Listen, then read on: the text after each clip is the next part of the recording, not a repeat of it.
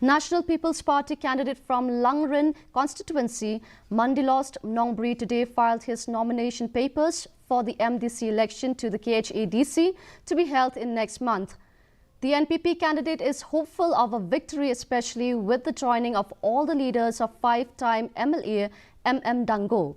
Similarly, two candidates of the UDP, Jaslan Roy Nongset from Maukerwat constituency and Pius Marwin from Langrin constituency, also filed their nomination papers today.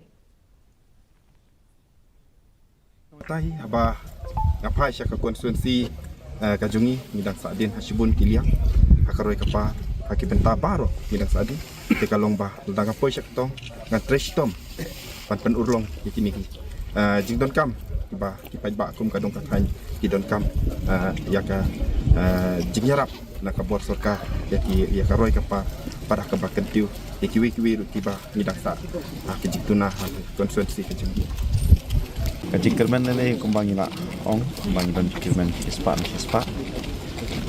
Kay kembang ong ta ngai iskap ba kinong ilam kinong kersyar. Kia itu lengkap hak mereka. Election ke pemerintah, but ngai iru bana kalian kinong kersyar ro bagi iskap jumut. Idon tak kajik kerman ba min poi beca ketong.